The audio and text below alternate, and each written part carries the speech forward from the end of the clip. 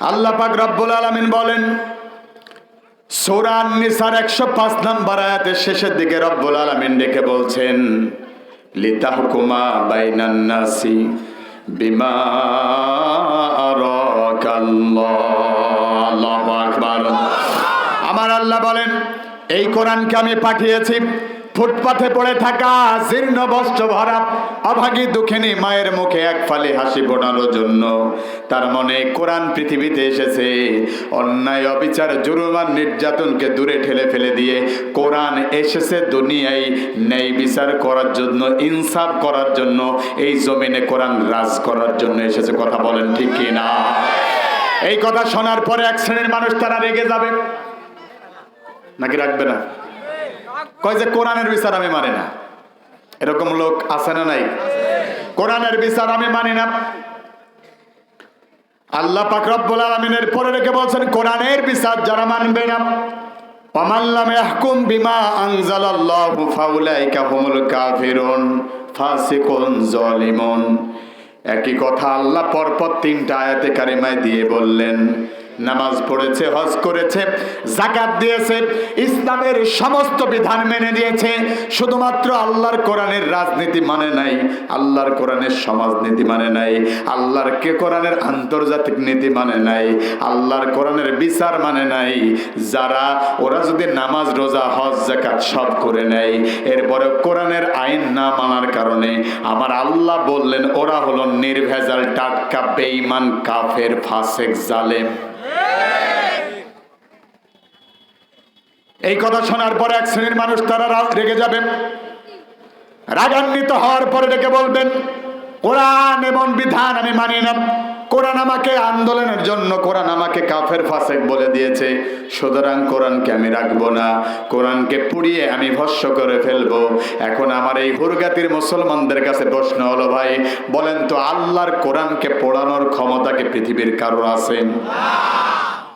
এই পাশ থেকে আওয়াজ আসে নাই, তার মানে আপনাদের সন্দেহ আছে। হ্যাঁ, আছে নাকি? তাহলে আরেকবার প্রশ্ন করি, কোরআনকে পোড়ানোর জন্য কোন আগুন কি পৃথিবীতে আছে নাকি ভাই? আল্লাহ পাক রব্বুল আলামিন বলেন ইন্না নাহনু নাযালনা যিকরা ওয়া ইন্না লাহু লাহাফিজুন। যদি আগুন লেগে ধ্বংস হয়ে যায় ধ্বংস হয়ে যায়, যদি আগুন লেগে ধ্বংস হয় পৃথিবীর সব বইয়ের দোকান, তবু বিশ্ব থেকে হারাবে না আল্লাহর পবিত্র কোরআন। কথা বলেন ঠিক কিনা? করবে কেমন করে কোরআন ধ্বংস আগুনের তেজ? পারবে নাকি? পারবে? করবে কেমন করে কোরআন ধ্বংস আগুনের তেজ? আছে বিশ্বে ভরা অগণিত আল্লাহর কোরআনের হাফেজ, তারা ছাপিয়ে আসমানি গ্রন্থ, ছাপিয়ে আসমানি গ্রন্থ বাঁচাবে কোরআনের মান, তবু বিশ্ব থেকে হারাবে না পবিত্র কোরআন। একটু জোরে বলা যাবে কি আল্লাহু আকবার? মাইকের আওয়াজ আপনারা শুনতে পাচ্ছেন? মানে আমি পাচ্ছি না, এই জন্য সমস্যা, বুঝছেন? মানে বক্তা যদি বক্তার আওয়াজ না শুনতে পারে তাহলে প্রবলেমে সমস্যা হয়ে যাবে। প্রবলেমে, হ্যাঁ এবার একটু শুনতে পাচ্ছে আমাদের, ঠিক আছে ঠিক আছে, এবার শুনতে পাচ্ছি। তো সেই কোরআনের মাহফিল এসছে। গোটা পৃথিবীর কাফেররা যদি চেষ্টা করে কোরআনকে পুড়িয়ে শেষ করে দেবে, পারবে নাকি ভাই? পারবে? পারবে না। চেষ্টা তো কতই করেছিল তারা, আজকে দেখেন তাদের নাম নিশানা এই জমিনে খুঁজে পাওয়া যায় না। আজকেও শুনলাম মঞ্চে ওঠার আগে, আজকে রাত 9টার সময় যখন আসলাম তখন শুনলাম আজকে রাত 9টার সময় নাকি মাননীয় প্রধানমন্ত্রী, ওই যে উনি যিনি ছিলেন আর কি, তো উনি নাকি লাইভে আসবে ধানমন্ডি 32 নম্বর থেকে। তো ওখানে নাকি ওই দলের কিছু কর্মীরা মিলে একটা স্লোগান তুলবে, দিয়ে ওরা নাকি বিপ্লব ঘটায় ফেলবে। সুবহানাল্লাহ।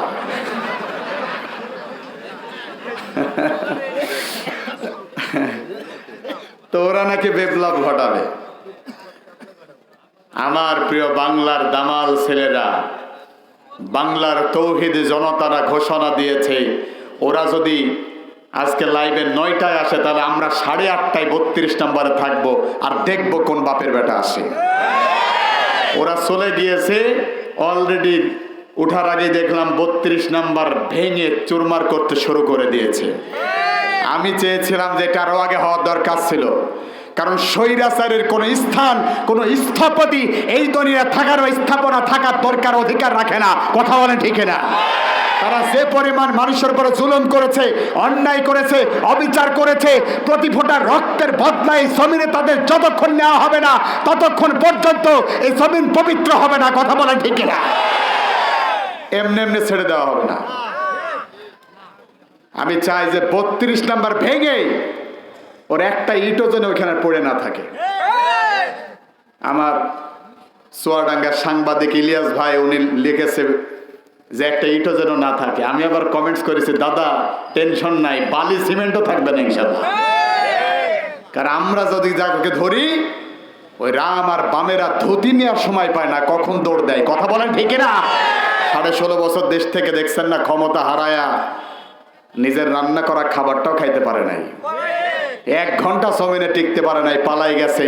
তার মানে বোঝা যায় ওরা আমাদেরকে ডেকে বলতো আমরা নাকি পাকিস্তানের দালাল।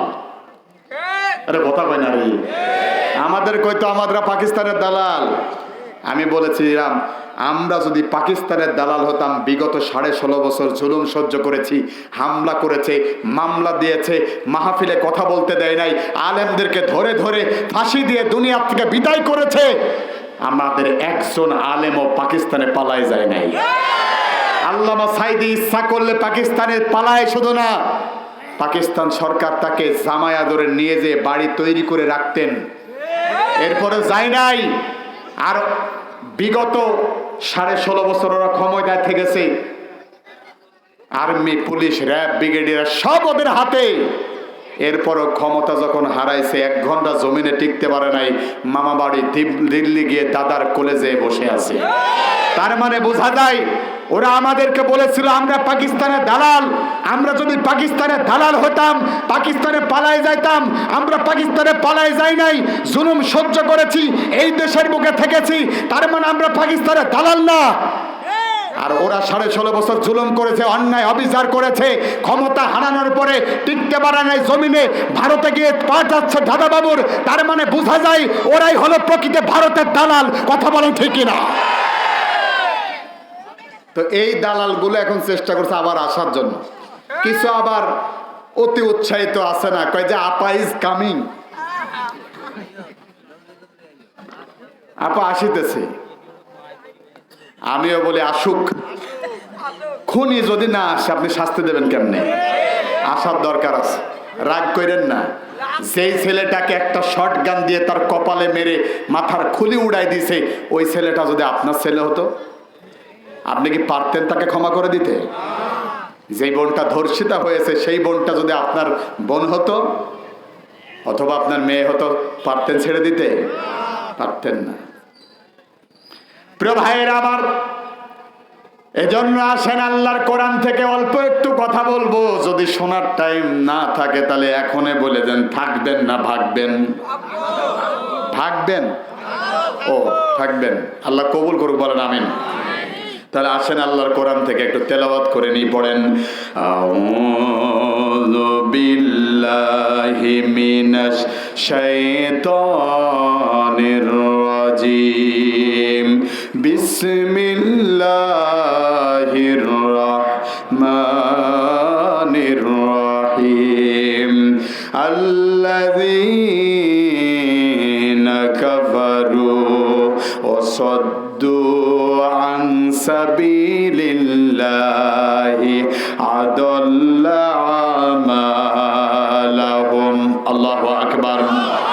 আমি আপনাদের সামনে পবিত্র কোরআনুল কারীমের 47 নম্বর সূরা মুহাম্মাদের 1 নম্বর আয়াত তেলাওয়াত করেছি। আল্লাহ পাক রব্বুল আলামিন বলেন, আল্লাযীনা কাফারু, যারা কাফের, অবিশ্বাস করেছে, অস্বীকৃতি জ্ঞাপন করেছে, ঢেকে রেখেছে, চাপা রেখেছে, বাধা দিয়েছে, বলতে দেয় নাই। এরা হলো কাফের। এরা কি? অসদ্দাং বাধা দিয়েছে। সাবিলিল্লাহ, কার পথে? আল্লাহর পথে। আদাল্লা আমালাহুম, আল্লাহ বলছেন আমি তাদের কোনো আমল কবুল করব না, সব নষ্ট করে দিয়েছি। সুবহানাল্লাহ বলতে পারেন? একটু জোরে বলেন সুবহানাল্লাহ। কাফেরদের আমল বরবাদ মানেই হলো ইমানদারদের আমল কবুল। সুবহানাল্লাহ বলবেন না? এ ভাই আপনি সামনে থেকে কই যান? ওই তাকান, আমি আপনারা ডাকি, আপনি যান কই? হ্যাঁ,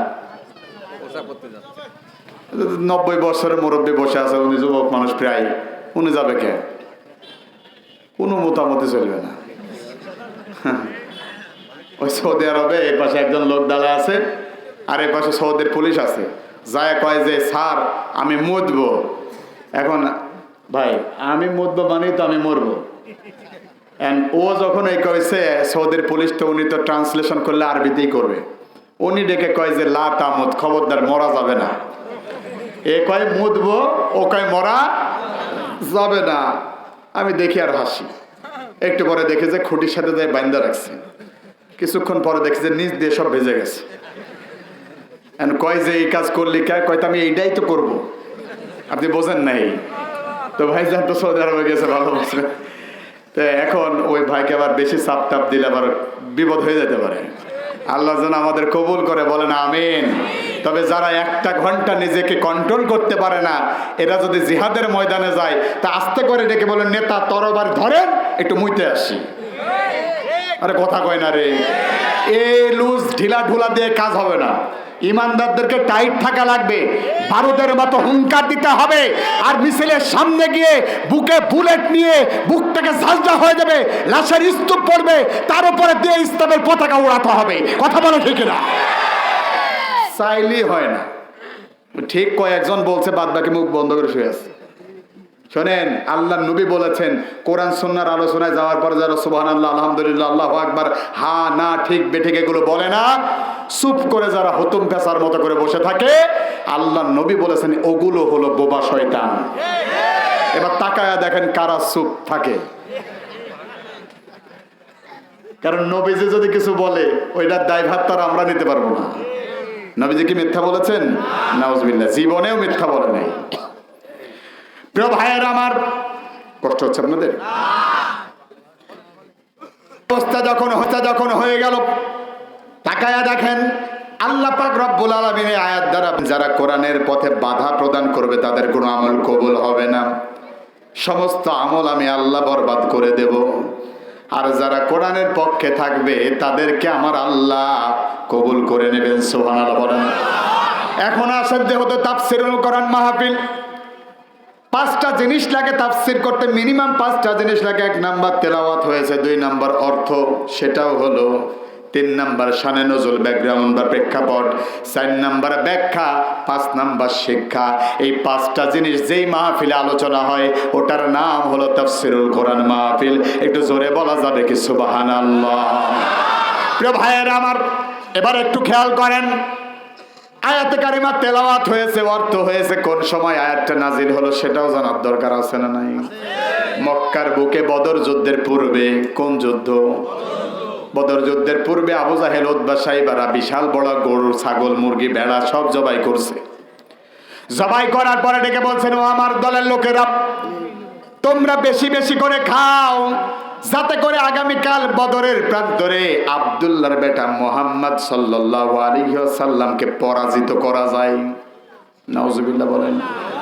আজকেও দেখলাম আলী হোসেন ভাইয়ের বাসায় খাওয়া হচ্ছে। এই খাওয়াটা উনি ইসলামের জন্য খাওয়াচ্ছে, সোয়াব না গুনাহ? খাইতে পাই না নাকি? আপনারা খান নাই? ওই জন্য জোরে বললেন না নাকি? খাইছেন? মাশাআল্লাহ। আমি আমার কাছে বিয়ের বাড়ি ঢুকে পড়লাম নাকি? মানুষ খাচ্ছে সব আনন্দের সাথে। যাক, আল্লাহ কবুল করুক, বলেন আমিন।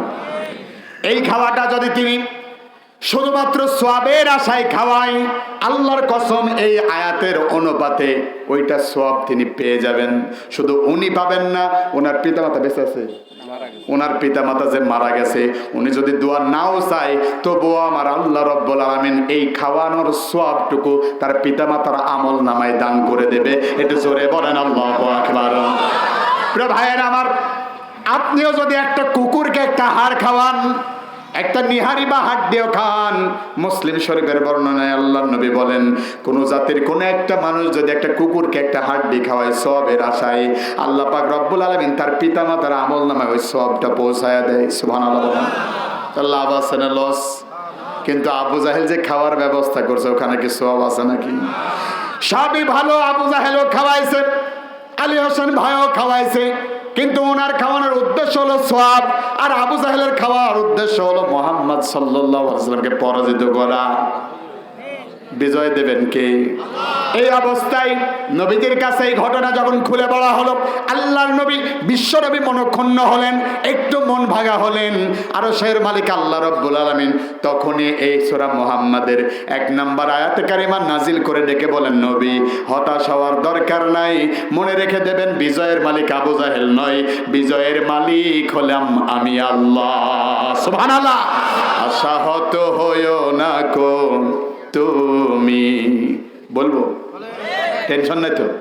তাহলে একটু বলেন, আশাহত হয়ো না কো তুমি, ব্যথাহত হয়ো না কো তুমি, না হয় হলো মন শুকনো কোনো মরুভূমি। সুবহানাল্লাহ বলেন। আরো কিছু পথ চলো, মরিচিকা মারিয়ে দেখবে সাগর আছে দুটি বাহু বাড়িয়ে। প্রিয় ভাইয়ের আমার, এই অবস্থায় নবীজিকে যখন আল্লাহ বলবেন, নবী হতাশ হবেন না, বিজয় আমি আপনারে দেব, বলেন তো নবীজিকে এখন আর হতাশ হবেন? আপনাদের আওয়াজ শুনে মনে হলো হইলেও হইতে পারে। আর একটু আওয়াজ দিয়ে বলেন, নবীজিকে এখন হতাশ হবেন? কোশ্চিন গেল, নবী এখন হতাশ হবে না। ওই আয়াতে কারিমা নাজিল হয়ে গেল। এই নবীকে কিন্তু আবু জাহেল কম ভালোবাসতেন না। আল্লাহ পাক রব্বুল আলামিন সেই আয়াত দিয়ে বললেন, আবু জাহেল নবীর বিপক্ষে গেল, অথচ নবী যখন ছোট ছিল এই আবু জাহেল নবীকে কোলে নিয়ে ঘুরে বেড়াতো, ঠিক না? একদিন তিনি ডেকে বলছেন, আমার দলের লিডারেরা, নতুন মানুষ যারা আছে তারা শোনো। কয় কি? কয় আমি রাষ্ট্রীয় সফরে যাব। কোথায় যাব? রাষ্ট্রীয় সফরে যাব, কিন্তু রাষ্ট্রের কোনো দায়িত্বশীলকে আমি নেব না। মানে আমাকে এইদিকে ঘুরে কথা বলা লাগছে এই জন্য, কারণ আমার মানুষ সব এইদিকেই বেশি। আমি সোজা যদি বলি এই কয়জন ছাড়া পাবো না। প্রিয় ভাইয়ের আমার, আবু জাহেল ডেকে বলল, রাষ্ট্রের কোনো দায়িত্বশীলকে আমি নেব না। এই রাষ্ট্রীয় সফরে আমার সাথে থাকবে 2 জন মেহমান, বাইরে থেকে আমি নেব না। প্রথম যেই মেহমান আমার সাথে থাকবে সেইটা হলো আমার নিজের সন্তান ইকরামা। কার সন্তান? নিজের সন্তান। নবীজির বয়স তখন 8 বছর হবে। বিশ্বনবীর বয়স যখন 8 বছর, ওই সময়ের কথা আমি আপনাদেরকে বলছি।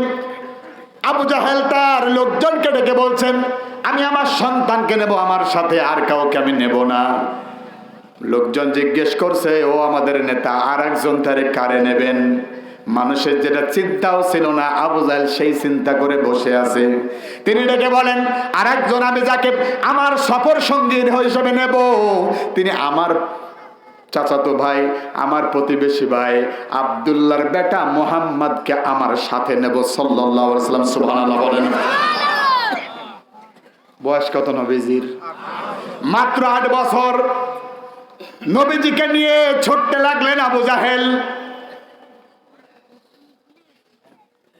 ছুটতে ছুটতে দূর দূরান্তে চলে যায়। সফর শেষ করে যখন বাড়ির দিকে আসবেন, ওই অবস্থায় সন্ধ্যা হয়ে যাচ্ছে, এখনো ফিরে আসে নাই।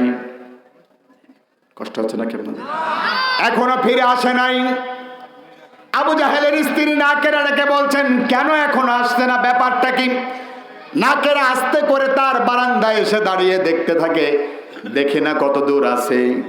নাকেরা দূর থেকে তাকায়া দেখে উটের উপরে একজন বড় মানুষ আছে, নিচে আছে আর একজন ছোট মানুষ, আর আবু জাহেলের সামনেও একজন ছোট মানুষ আছে উটের উপরে।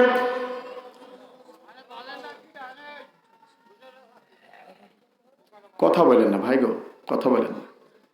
নাকেরা চিন্তা হলো উটের ওপরে যে আছে ওটা আবু জাহেল, সেটা ঠিক আছে আমি বুঝলাম, কিন্তু নিচে যে একটা দড়ি ধরে টানে সেইটাই বাকে, আবার ওপরে যে আছে জড়ি বসে আছে উটের ওপরে সে বাকে, চেনা যাচ্ছে না ওটা আমার সন্তান ইকরামা নাকি মোহাম্মদ, আমি চিনতে ভুল করছি, এখনো ভালো বোঝা যায় না। কিন্তু যখন একটু কাছে আসলো নাকেরা বলেন আমি তাকায়া দেখি কি আজব ব্যাপার, উটের ওপরে আবু জাহেল আছে আর তার সাথে যে আছে সে হলো জামানার মোহাম্মদ সাল্লাল্লাহু আলাইহি ওয়াসাল্লাম। সুবহানাল্লাহ বলেন। আর ওটার লাগাম ধরে যে তারে ওইটা আমার সন্তান, তাকায় দেখলাম ইকরামা। আচ্ছা বলেন তো কোনো মা কি এটা মেনে নেবে? রাগান্বিত হয়ে গেল। রাগান্বিত হওয়ার পরে আবু জাহেল নেমে আসছে, তখন আবু জাহেলকে ডেকে বলছে আবু জাহেল তুই পুরুষ না তুই একটা হিজড়া। কে বলল? স্ত্রী বলল। বউ যদি স্বামীকে এই কথা বলে তো মান সম্মান মনে হয় ভালো হয় নাকি? আবু জাহেল রাগান্বিত হয়ে গেছে। রাগান্বিত হওয়ার পরে বললে বাড়ির ভিতরে চল। আবু জাহেলেরও একটা জ্ঞান ছিল, বউ যদি পিটায়, বউকে যদি কিছু বলি তা বাড়ির ভিতরে যাই বলার দরকার, মূর্খের মতো রাস্তাঘাটে বলা দরকার না। কিন্তু এখনকার সমাজে কিছু তৈরি হয়েছে রাস্তাঘাটেই গালি দিয়ে ধুয়ে ফেলায়, এরকম কিছু মূর্খ আছে না নাই? আওয়াজ দিয়ে বলেন আছে না নাই? কপাল খারাপ। এগুলো হলো ফেরাউনের উত্তরস্বরে ছাড়ার কিছু না। ফেরাউন বউ পিটাইতো আর বিশ্বনবী বউকে কলিজায় রেখে দিত। সুবহানাল্লাহ বলেন না। আপনাদের সাউন্ড নাই, বুঝলাম না। আপনারা কি দোয়ার দিকে যাবেন? চলেন দোয়া করি, আল্লাহুম্মা আমিন। তা আদত তুলে না, দোয়া যদি না হয় তাহলে একটা ছোট্ট পরীক্ষা দেন। আমি বলছিলাম 11টা 38 থেকে 40-এর মধ্যে শেষ করব, আর মাত্র 39 মিনিট সময় আছে ভাই। কত? 39 মিনিট। এই 39 মিনিট তো থাকতে পারবেন ইনশাল্লাহ নাকি? আচ্ছা এই 39 মিনিট যদি আলোচনা ভালো লাগে যা বলেন জোরে বলবেন, আস্তে কোনো কথা হবে না। আর যদি খারাপ লাগে সব আস্তে বলবেন, জোরে কিছু বলার দরকার নেই। আমি বুঝে নেবো আমার ভাইরা শুনতে চাচ্ছে না, আমি দোয়া করে বাড়ি যাবো ইনশাআল্লাহ। এবার আসেন, মনে করেন ভালো লাগছে না, মাসুম ভাই আপনি একটু, আপনাকে আমি এসে বিচারক বানাইলাম যেহেতু সভাপতি, আপনি একটু খেয়াল করেন। এই যে পরীক্ষা দেওয়ার আগে এই ভাই উঠে চলে যায় রে না, যুবক মানুষ কি হয়। আচ্ছা মনে করেন না, এখানে চাইলে বসতে পারবেন না, চাইলে আসতেও পারবেন না, কথা কার? আল্লাহ। আমি বাছাই করে নিয়ে আসি। সুবহানাল্লাহ বলেন। আচ্ছা মনে করেন এখন আলোচনা ভালো লাগছে না, সেই ভালো না লাগাটাকে নিয়ে পড়েন তো আল্লাহু আকবার। মাসুম ভাই এটা হলো খারাপ লাগা, তার মানে এরকম হলে দোয়া হবে ইনশাআল্লাহ। ওনারা আল্লাহ বলছে। আচ্ছা মনে করেন ভালো লাগছে, এই ভালো লাগাটুকু নিয়ে কোনো মুসলমান চুপ থাকবে না। ভালো লাগলে তো খুশি ভালোবাসা ঠেলায় হবে নাকি? তো ভালো লাগাটুকু নিয়ে সবাই বলেন তো আল্লাহু আকবার। তাহলে এটা ভালো লাগা, তাহলে বুঝলাম। তাহলে এতটুকু যখন থাকবে না তখন দোয়া হবে, আল্লাহ কবুল করুক, বলেন আমিন। প্রিয় ভাইয়েরা আমার, খেয়াল করেন এই অবস্থায় নাকেরা যখন আবু জাহেলকে হিজড়া বললো, নাকেরাকে আবু জাহেল ডেকে বলছেন বাড়ির ভিতরে চল। বাড়ির ভিতরে যাওয়ার পরে এবার ডেকে বলছেন ও নাকেরা, আমি যদি হিজড়া হই তাহলে ইকরামা কার সন্তান তুই আমারে ক। প্রশ্ন ঠিক আছে না ভেজাল আছে? আমি যদি হিজড়াই হই তাহলে ইকরামা কার সন্তান? নাকেরা যত বড়ই নেত্রী হোক না কেন বিপদ তার হয়েছে কি হয় নাই? এবার ডেকে বলেন শোনো, আবু জাহেল লাত মানাত উজ্জার কসম করে বলি ইকরামা তোমারই সন্তান। আবু জাহেল এবার যদি বলে কে বলছেন তাই যদি হয় তাহলে আমি হিজড়া হইলাম কোন অ্যাঙ্গেল থেকে? কয় যে আসলে আমি ওইটা বোঝাতে চাই নাই, নিজের সন্তানকে দিয়ে উটের লাগাম চালাচ্ছ আর পরের সন্তান মুহাম্মদ সাল্লাল্লাহু আলাইহি ওয়াসাল্লামকে উপরে রেখাচ্ছ, কারণটাকে একটু আমাকে বলো, কারণ কি? আচ্ছা নাকেরা জানতে চায়, আপনারা জানতে চান না? নবীজিকে নিজের সন্তানকে নিচে নিয়ে নবীজিকে উপরে উটের উপরে কেন রাখলো এটা জানার দরকার আছে না নাই? কারা কারা চান না জানতে হাত তোলেন। ভাই আমি জানি এটা ভালোবাসা থেকে উঠে গেছে, কিন্তু টেস্ট করার একটাই কারণ হলো আমরা এইভাবেই মাঝে মাঝে ভুল করে দে সুর তুলে দে সিল দে নেতারে, এমন সিল মারে নেতা, ওই সিল পাওয়ার পরে নেতা ইসলামী আন্দোলনের কর্মীদেরকে ধরে মারে, জেলে ভরে, আর ওই নেতাই উঠে রেখে বলেন কোরআনের মাহফিল হবে না। কথা বলেন ঠিক কিনা? আগামী দিনকে এমন ভাবে আমরা সাজাবো, এমন কোন নেতাকে আমরা ক্ষমতায় বসতে দেব না যে নেতা আল্লাহর কোরআনের বিপক্ষে চলে যায়। কথা বলেন ঠিক কিনা? এই জন্য আল্লাহর কোরআনকে বিজয় করার জন্য যদি আর একবার বদর উহুদের মতো, তাবুকের খন্দকের মতো মাথায় কাপড়ের কাপড় বেঁধে ময়দানে ঝাঁপিয়ে পড়ে বুকের তক্ত রক্ত দিতে হয়, কে কে রাজি থাকবে? দু হাত তুলে দেখা আমার আল্লাহকে।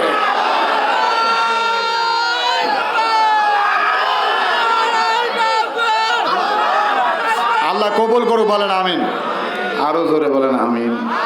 প্রিয় ভাইয়ের আমার, খেয়াল করেন, এদিকে তাকান এদিকে। তাহলে আবু জাহেলের কাছে জানতে চাচ্ছে নাকেরা। কে জানতে চাচ্ছে? নাকেরা জানতে চাচ্ছে তুমি কোন কারণে নিজের ছেলেকে নিচে রেখে পরের ছেলেকে উপরে বসালা। তাহলে আমরা ওইটা জানতে, কিন্তু আমি এত পাগল না যে এখনই বলে দেব। আমি জানি আপনারা এমনিও বসে থাকবেন ইনশাআল্লাহ, তারপরও ভালোবাসার জন্য একটু ভালোবাসা যাতে বৃদ্ধি পাক সেই জন্য এটা রেখে দিলাম। মূল উদ্দেশ্য ছিল আবু জাহেল নবীকে ভালোবাসতো নাকি বাসতো না? কিন্তু যখনই নবী ডেকে বলছেন লা ইলাহা ইল্লাল্লাহ, আল্লাহ ছাড়া কারোর আইন চলবে না, তখনই আবু জাহেল ডেকে বলছেন মুহাম্মদ সাল্লাল্লাহু আলাইহি সাল্লাম, তুমি খানকা, মাদ্রাসা, মসজিদ এগুলো নিয়ে থাকো, রাজনীতির সাথে তোমার কিসের সম্পর্ক বাবা? এখনো এরকম আবু জাহেলের মার্কা লোক আছে না নাই? যারা ডেকে বলেন কোরআনের সাথে রাজনীতি কোনো সম্পর্ক নাই। আল্লাহর কসম, আবু জাহেল যেই জাতের জাত, ওরা ওই একই জাতেরই জাত। সে যে দল হোক, আমি কোনো দলের নাম নেব না, কিন্তু আপনার ঘাড়ে যদি পড়ে যায় আমার তো কিছু করার নেই। কোরআনকে চেঞ্জ করবো না নেতা চেঞ্জ করবো? আল্লাহ নেতা চেঞ্জ করার তৌফিক দান করে, বলেন আমিন। প্রিয় ভাইয়ের আমার, এবার আসেন কোরআনের পথে তাহলে বাধা আছে না নাই? আজকের আলোচনার মূল সাবজেক্ট ওটাই ছিল, কোরআনের পথে বাধা দিলে তার বিপদ আছে, তার আমলনামা শেষ করে দেওয়া হবে, আল্লাহ বলছেন বরবাদ করে দেব। এই জন্য আসেন, এখন আমার প্রশ্ন হলো, এখন কোরআনের পথে বাধা ছিল, বর্তমানে কিছুদিন আগেও ছিল, এখনো হয়তো মাঝে মাঝে কোথাও কোথাও হয়। বলেন তো কোরআনের পথে বাধা সেই সময়েও ছিল কি ছিল না? এই অবস্থায় কোন সময়, ওই সময় আলোচনার সময় বাধা ছিল কিনা আল্লাহ পাক রব্বুল আলামিন নিজেই উত্তর দিয়ে দিয়েছেন। ওয়াকালাল্লাযীনা কাফারু লা তাসমাউ লিহাযাল কুরআনি ওয়ালগাউ ফীহি লাআল্লাকুম তাগলিবুন।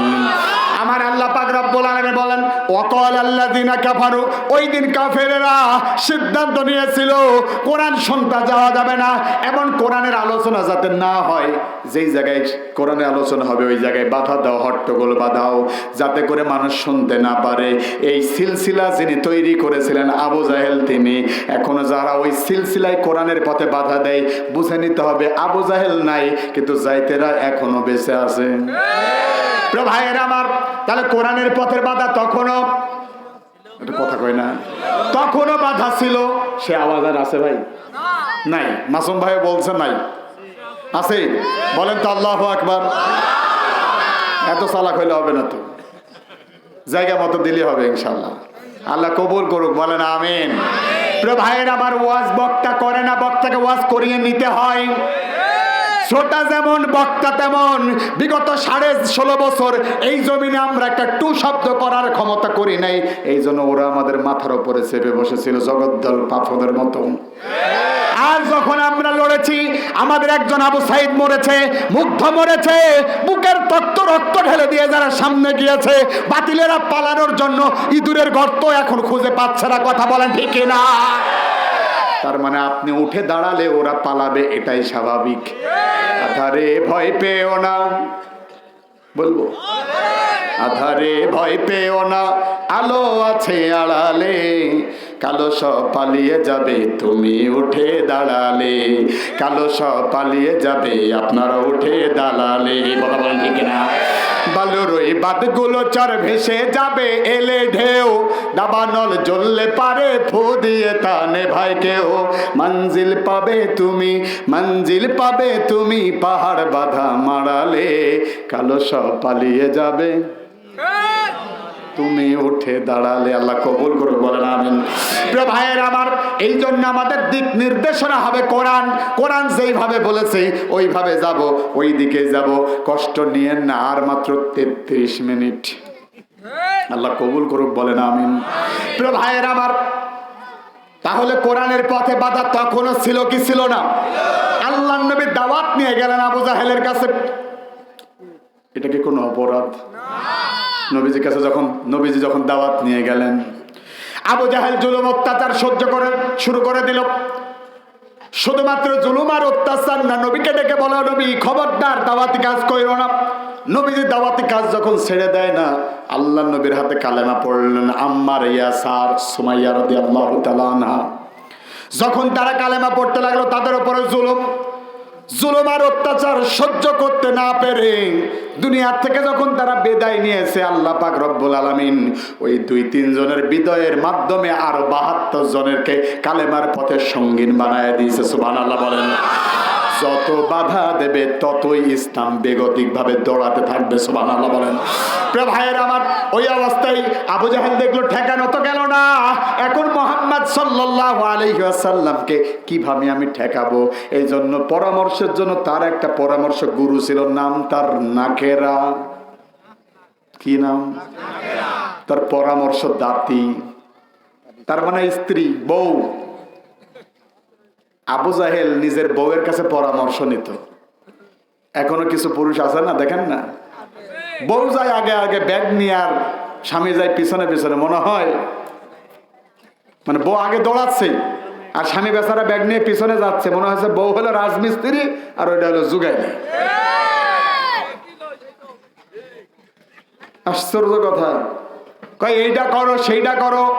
বউ এমন হবে না, বউ হবে বিনয়ী। স্বামীর নির্দেশ মানা তাকে ফরজ করা হয়, যদি সেটা বৈধ হয়। কথা বলেন ঠিক কিনা? খবরদার উল্টাপাল্টা কাজ করা যাবে না। মা বোনেরা, স্বামীর খেদমত করেন।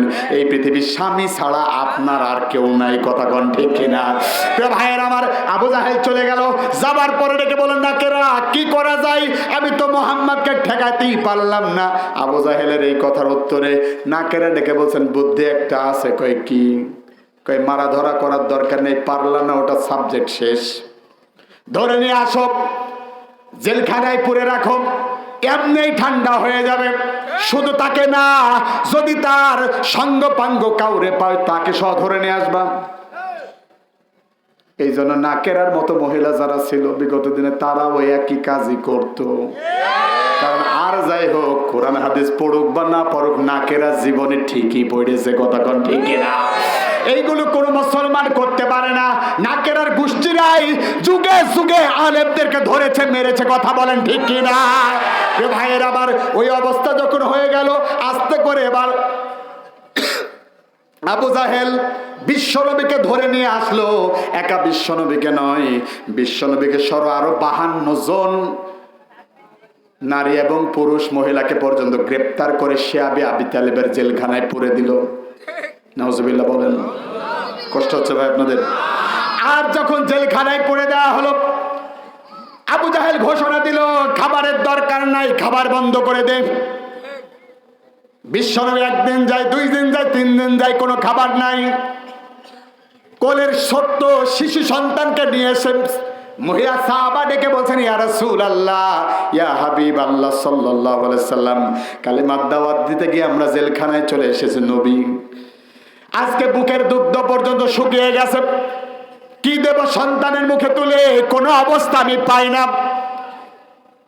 আল্লাহর নবী বিশ্বনবী ডেকে বলছেন, নিজেরা কি খাবা? একটু কিছু খাও। কয় কি খাবো? কয় যে বাবলা গাছ দেখছো, বাবলা গাছের লতা পাতাগুলো ছিঁড়ে ছিঁড়ে খাও।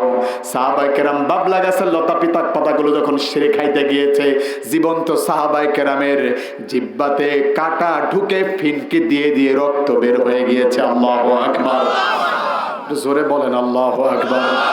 ইমানের পথ এমনি এমনি আসে নাই, ফুল বসানা পথ ইমানের পথ হতে পারে না। কথা বলেন ঠিক কি না? এ পথে বদর এসেছে, খন্দক এসেছে, এ পথে উহুদ এসেছে, এ পথে হাজারো হামজার মতো সাহাবায়ে কেরাম জীবন দিয়েছে। তারপরে ইসলাম এত জোর পর্যন্ত এসেছে। কথা বলেন ঠিক কি না? প্রিয় ভাইয়েরা আমার, ধরে পুরে দেওয়া হলো জেলখানায় নবীদেরকে। তার মানে বোঝা যায় জেলখানা হলো নবীদের জন্য সুন্নাত। নবীদের জন্য আল্লাহ পাক রব্বুল আলামিন জেলখানায় প্রায় ফরজই করে দিয়েছে, আর আমাদের জন্য সুন্নাত করে দিয়েছে। তার মানে ইমানের পথে চলতে গেলে, কোরআনের পথে চলতে গেলে, ইসলামের পথে চলতে গেলে জেল খাটাই লাগবে, এটাই বাস্তবতা। কথা বলেন ঠিক না? শুয়ে বসে জীবন কাটিয়ে ইসলামে জীবন কাটানো যায় না। কষ্ট হচ্ছে প্রিয় ভাইয়েরা আমার, দীর্ঘদিন পর্যন্ত খাবার নাই। আবু জাহেল এবার বিচারপতি নিয়োগ দিল, নতুন একটা ট্রাইব্যুনাল গঠন করলো। মানে আমাদের দেশে যে ট্রাইব্যুনাল গঠন করা হয়, এই ট্রাইব্যুনাল গঠন করে আবু জাহেলের চিন্তা হলো বিদেশ থেকে আমি সব মেহমানগুলোকে নিয়ে আসবো, বিচারক নিয়ে আসবো। তারা যখন বিচার করবে এক এক করে, একটা নয় দুইটা নয়, 25 জন বিচারককে সে নিয়োগ দিল। কতজন? 25 জন বিচারক বিদেশ থেকে আসলো আবু জাহেলের কাছে। আর তার চিন্তা ভাবনা হলো মুহাম্মদ সাল্লাল্লাহু আলাইহি ওয়াসাল্লামকে রাষ্ট্রীয় অপরাধী করে জেলখানায় ঢুকিয়ে, আর রাষ্ট্রীয় অপরাধী করে তারপরে ওকে ফাঁসি দিয়ে আমি শেষ করে দেব। পথের কাটা শেষ হয়ে যাবে, কিন্তু বাঁচানোর মালিক কে? আল্লাহ যদি চায় আপনি বেঁচে থাকবেন, আপনাকে মারার ক্ষমতা পৃথিবীতে কারো আছে? আছে নাকি? নাই। এটা ঈমান। আমার যদি মৃত্যু লেখা থাকে, এখানে নাম থেকে হোঁচট খেয়ে পড়ে মারা যাবো, কেউ ঠেকাতে পারবে না। আর আমার যদি মৃত্যু লেখা না থাকে, সারা পৃথিবীর বাতিলেরা আমার দিকে রাইফেল ধরবে, টিকারে টিপ দেবে, এরপরে গুলি বের হবে না। এটাই একজন মুসলমানের ঈমান। কথা বলেন ঠিক না? এটাই ঈমানদারের ঈমান। 2013 সাল কি ডারে কিসের জামাত ইসলাম? আমি এখানে জামাত ইসলামের কোনো নাম নিছি? ও মনে করে যে আমার কানে শুনবো না। ভাই, আমরা জামাত ইসলামের নাম নেই নাই, বিএনপির নামও নেই, আওয়ামী লীগের নামও নেই নাই, এখন বাধ্য হয়ে নিলাম। আমরা স্পষ্ট কথা, আপনি মুসলমানের ঘরে জন্ম নিয়েছেন, নিজে মুসলিম দাবি করেন, ইসলামী দল ছাড়া অন্য কোন দল করা আপনাদের হারাম, হারাম এবং হারাম। আল্লাহ বলেন ওমাই ইয়াবতাগি গায়রাল ইসলাম দীনান ফালা ইকবালা মিনহু ওয়া হুয়াল আখিরাতু মিনাল খাসিরিন। সূরা আলে ইমরানের 85 নম্বর আয়াতে আল্লাহ বলছেন, ইসলাম ছাড়া অন্য কোন দল, অন্য কোন পথ, অন্য কোন আদর্শে শান্তি আছে, এইটা যদি কেউ তালাশ করে, আমার আল্লাহ বলছেন ও ক্ষতিগ্রস্ত, জাহান্নাম ছাড়া তার গতি হবে না। এরপর আল্লাহ বলছেন ইন্নাদ দীনা ইনদাল্লাহিল ইসলাম, ইসলাম ছাড়া কোনো দিন নাই, ইসলাম ছাড়া কোনো দল নাই। মুসলমানের সন্তান ইসলামী দল ছাড়া অন্য কোনো দল করতেও পারে না। কথা বলেন ঠিক কিনা? ইতিহাস থেকে মোরা জানলাম মুক্তির পথ হলো ইসলাম। বলবো তা আপনারা ইসলাম বলতে পারবেন না? বলেন, ইতিহাস থেকে মোরা জানলাম মুক্তির পথ হলো, কোরআন হাদিস পড়ে বুঝলাম মুক্তির একই পথ ইসলাম। ঠিক না বলেন? ঘুরে গেল যুগের চাকা, তন্ত্র মন্ত্র সবই ফাঁকা। ঘুরে গেল যুগের চাকা, তন্ত্র মন্ত্র সবই ফাঁকা। জানতে গিয়ে থমকে গেলাম, রাসূলের পথ ধরলাম। ইতিহাস থেকে মোরা জানলাম মুক্তির পথ হলো ইসলাম। সুবহানাল্লাহ বলবেন। মুক্তির পথ ইসলাম। মানে আমার গলাটা বসে গেছে আজকে, বুঝতে পারছেন আপনারা? এরপরও এইভাবে একটু বলছি, শোনা যাবে তো ইনশাআল্লাহ কিছু সময়। আপনার দোয়াতে আলহামদুলিল্লাহ। গজল লিখি, নিজে লিখে নিজেই সুর করি। ওই মমতাজ না যে একজন সুর করছে, একজন ঢোল বাজায়, আর একজন তবলা বাজায়, আর একজন হারমোনিয়াম বাজায়, মাঝখান থেকে গান গায়, কয় যে আমি শিল্পী। যে লেখছে তার খবরই নেই। আমরা ওইরকম না, আমরা আল্লাহর জন্য লিখি, আল্লাহর জন্য বলি, আল্লাহর জন্যই দুনিয়া থেকে বিদায় নিতে চাই। ঠিক না? ওই যে টাকলা মোরাদের মতো লোকগুলো যখন আসে তখন আমরা শুধু বক্তব্যের মাঠ না, গান দিয়েও সাইজ করা ফেলাই। কত বড় দুঃসাহস দেখাইছিল যে রাষ্ট্র ধর্মে ইসলাম থাকবে না ইনশাআল্লাহ। মাসুম ভাই, রাষ্ট্র ধর্মে ইসলাম থাকবে না এটা বুঝলাম, তো ইনশাআল্লাহ এটা কি ইসলাম না? মানে এরা যে কয় বোতল খায়া কয় এটা আল্লাহ ভালো জানে।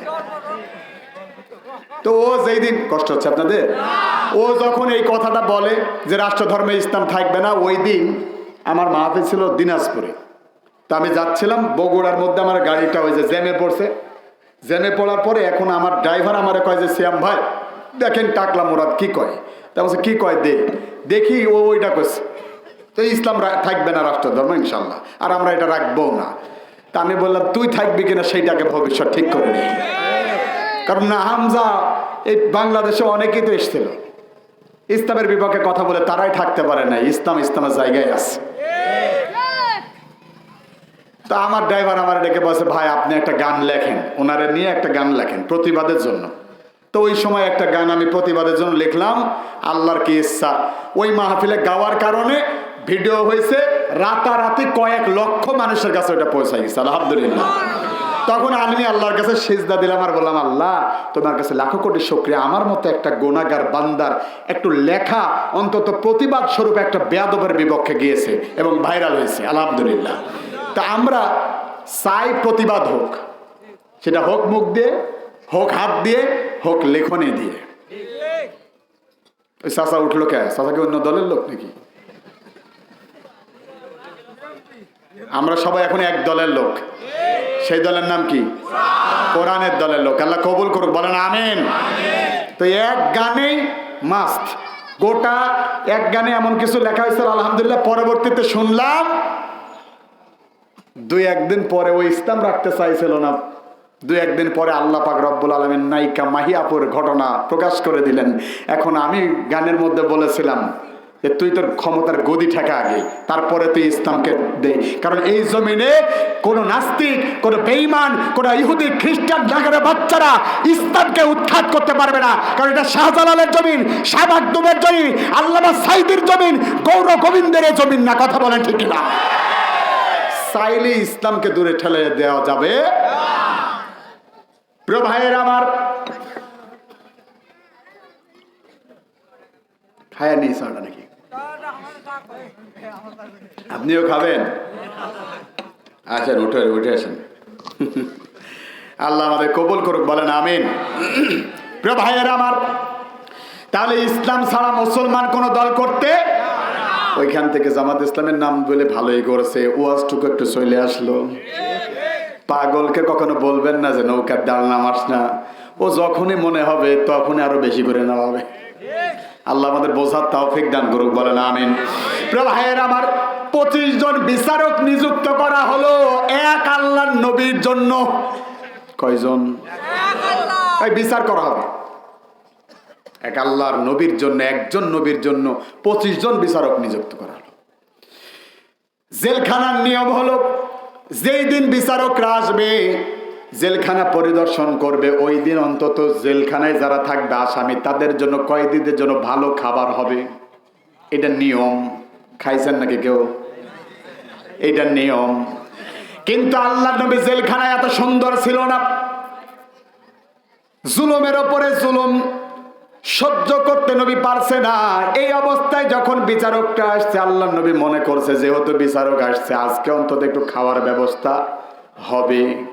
আশ্চর্য ব্যাপার, বৃদ্ধা একজন মহিলা কি যেন রান্না করে নিজের কোমর উপর দিয়ে জেলখানার ওই কয়েদিদের জন্য, নবীদের জন্য নিয়ে যাচ্ছে। এমন একটা অবস্থায় বিচারক 25 জনের সামনে আবু জাহেল ডেকে বলছেন, এই মহিলা কোথায় যাস? এদিকে আয়। কই জি। কোথায় যাস? কই যে আমি জেলখানা বন্দীদের জন্য খাবার নিয়ে যাচ্ছি।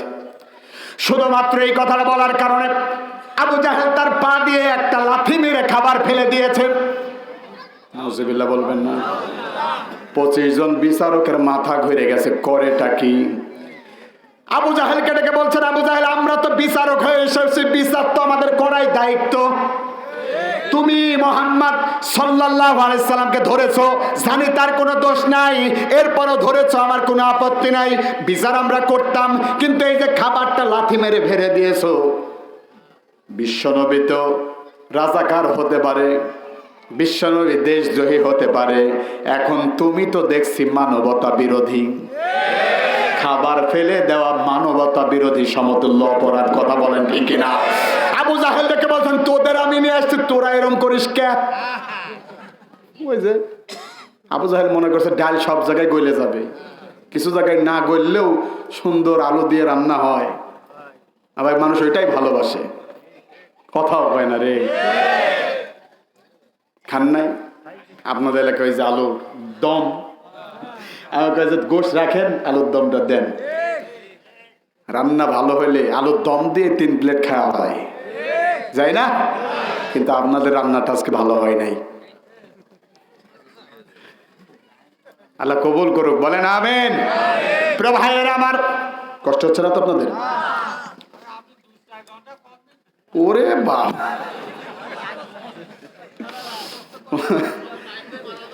হ্যাঁ, আল্লাহ আপনাদের কবুল করুক। আমি জানি তো আপনাদের চিনি।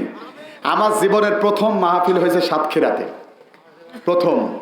আর আমি জানি সাতক্ষীরা, যশোর এই অঞ্চলগুলোর মানুষ, এরা যেমনটা ইসলামের জন্য কথা বলে, কথা শোনে, ইসলামের জন্য একা বুকে বুলেট নিতে দ্বিধাবোধ করবে না। আল্লাহ যেন কবুল করে, বলে না আমিন। আর যে জমিনের মানুষেরা এইভাবে দাঁড়াইতে পারে, ইসলামের জন্য কথা বলতে পারে, ওই জমিনে ইসলামের বিপরীত কোন শক্তি এসে দাঁড়িয়ে থাকতে পারে না, ঠিক না? প্রিয় ভাইয়েরা আমার, খেয়াল করেন এই অবস্থায় আবু জাহেলকে ডেকে বলছেন, আবু জাহেল এরকম খারাপ ব্যবহার আমাদের সাথে কইরো না, আমরা কিন্তু বিচারক, আন্তর্জাতিক বিচারক। আবু জাহেল ডেকে বলছেন যে বিচারক তো কি হয়েছে, আমার বিরুদ্ধে কোনো কথা হবে না, মুহাম্মদকে ফাঁসি কাস্টে ঝুলাতেই হবে। নবীজির কোনো দোষ ছিল?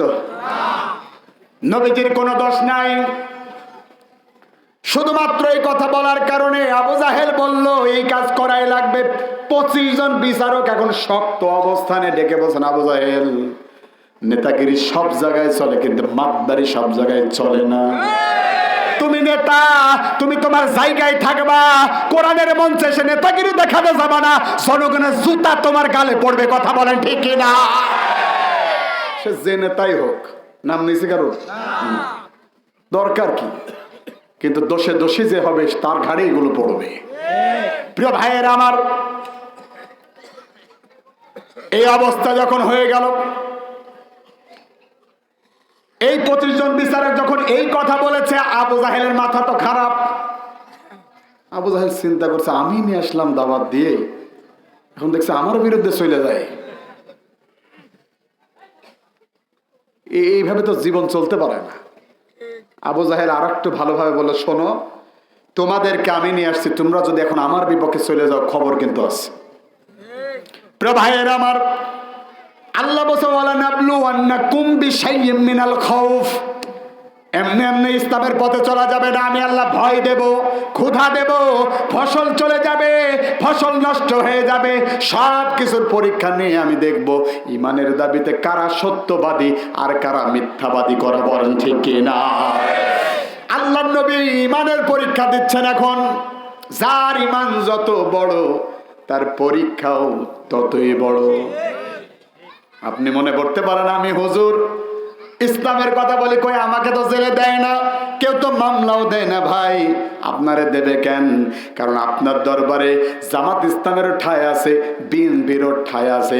তার মানে বুঝে নিতে হবে আপনার দরবারটা ভালো কোনো দরবার না, ওটা মুনাফিক দরবার। যারা গোলালো না হলে কি হয়? আমি তো মনে করি এই দেশে ইসলাম কায়েমের জন্য আপনাদের কোনো দোষ নাই। দোষ হলো আলেম সমাজের। গোটা আলেমরা যদি এক হতে পারত, বাংলাদেশের সংসদে ইসলামকে নিয়ে যেতে 24 ঘন্টা সময় লাগতো না। কথা বলা ঠিক না?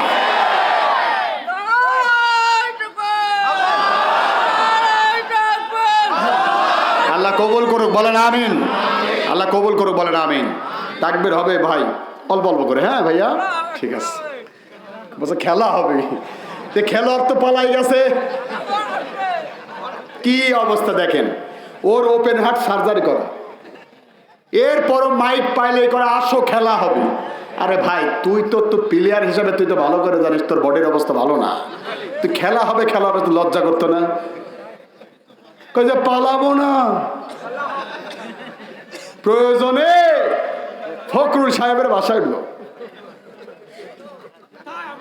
কই ফখরুল সাহেবের বাসায়? কই ফখরুল সাহেবের বাসা তো দূরে থাক, পৃথিবীর কোনো ইতিহাস নাই একটা সরকারের পতন হলে একদম আপ টু লো সব জায়গা থেকে তাদের নেতৃত্ব স্থান থেকে মানুষগুলো হারিয়ে যায়, পালিয়ে যায়, কোনো নিদর্শন নাই একমাত্র বাংলাদেশ ছাড়া।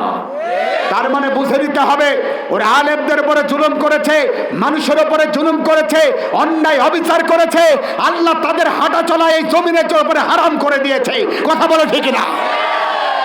এখনো দুঃসাহস দেখাইছে, কয়জা পাইস কামিং। আমরা বলে আয়, আমরা আজ থেকে ট্রেনিং নিয়ে আসি নাই, 1000 বছর আগে থেকে আমরা ট্রেনিং প্রাপ্ত। কথা বলেন ঠিক কিনা? আমরা ট্রেনিং নিয়েছি যখনই নমরুদ দাঁড়িয়ে গিয়েছে, ওই সময় আমরা ইব্রাহিম আলাইহিস সালামের সন্তান হয়ে নমরুদের বিপক্ষে দাঁড়িয়েছি। কথা বলেন ঠিক কিনা? ওরা যখন ফেরাউন হয়ে দাঁড়িয়েছে, আমরা তখন মূসার উত্তরসূরি হিসাবে দাঁড়াইছি। কথা বলেন ঠিক কিনা? ওরা যখন আবু জাহেল হয়ে দাঁড়াইছে, আমরা তখন বিশ্বনবীর উম্মত হয়ে দাঁড়িয়েছি। ওরা যখন শেখ হাসিনা হয়ে দাঁড়িয়েছে, আমরা তখন আবু সাইদ আর মুগ্ধ হয়ে দাঁড়িয়েছি।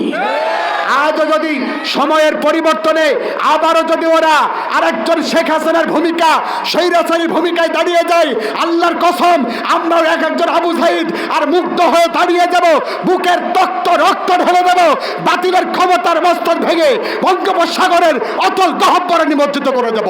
কথা বলো ঠিক না?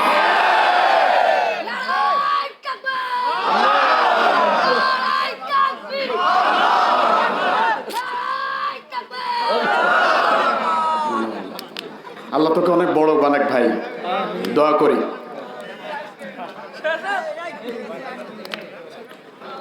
আল্লাহ যেন ওকে অনেক বড় বানায়। বলেন আমিন। ইসলামের জন্য এ তাকবীর দেওয়া সহজ কোনো কথা নয়। আল্লাহ তার নবী বলছেন, ইয়া আইয়ুহাল মুদ্দাসসির, হে চাদর আবৃত নবী, কুম ফাআনজির, আপনি উঠে দাঁড়ান, ও রব্বাকা ফাকাব্বির। ও কোরআনে যেইভাবে আছে ও ওইভাবে তাকবীর দিছে। আল্লাহ তার নবীকে বলছেন আপনি উঠুন, দাঁড়ান, তারপরে আপনার রবের জন্য তাকবীর দেন। ও বসেছিল, উঠে পড়েছে, তারপরে আবার এইভাবে তাকবীর দিছে। আর এটা চাইলেই দিতে পারবেন না। ইমানের মধ্যে মুনাফিকি আছে, সুদখোর, ঘুষখোর, হারামখোর, তাদের মুখ থেকে নারায়ে তাকবীর আসতে পারে না। আসতে পারে ওর মতো একজন নিষ্পাপ মানুষের কাছ থেকে। কথা বলা ঠিক না? প্রিয় ভাইয়ের আমার, আল্লাহ যেন কণ্ঠটা ভালো করে দেয়। দিচ্ছে আলহামদুলিল্লাহ, আল্লাহ কবুল করুক। বলেন আমিন। আমিও শেষের দিকে 10 মিনিট ভাই, কষ্ট হবে না ইনশাল্লাহ। প্রিয় ভাইয়ের আমার, খেয়াল করেন, এই অবস্থায় 25 জন যে দায়িত্বশীল নেতা ছিল, মানে বিচারক, ওইখানে তো ছিলাম, বিচারক 25 জন দেখে বলে, আবু জাহেল খুব হয়েছে, আমরা এখন ঘোষণা দিচ্ছি, শোনো, আমাদের ওপরে এত মাতবাড়ি করার দরকার নাই, আমরা তোমাকে টাইম দিচ্ছি, আগামীকাল ফজরের নামাজের পর মুহাম্মদ সাল্লাল্লাহু আলাইহি ওয়াসাল্লাম সহ তার বাকি সাহাবায়ে কেরামকে যদি জেলখানা থেকে মুক্ত দেওয়া না হয়, এই 25 জন বিচারক তোমারে ফাঁসিতে ঝুলাবো। চাইলো কি, হইল কি? ওরা ষড়যন্ত্র করে, আর আমার আল্লাহ বলেন অমাকারাল্লাহ আল্লাহু খায়রুল মাকিরিন। আল্লাহু আকবার। আল্লাহ বলেন ওরা ষড়যন্ত্র করে, নবী হতাশ হওয়ার দরকার নাই। ওরা ষড়যন্ত্র করে, আমি আল্লাহ নিজে উত্তম পরিকল্পনা করি। সুবহানাল্লাহ বলেন।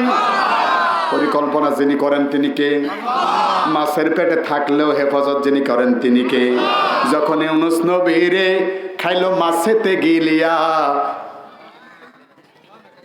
বলবো টেনশনে আছে, আপনারা মুখ টুক নাড়াচ্ছেন না তো, কিন্তু পায়খানা গেল কিছু মানুষ দেখে সুর তোলে, আছে না নাই?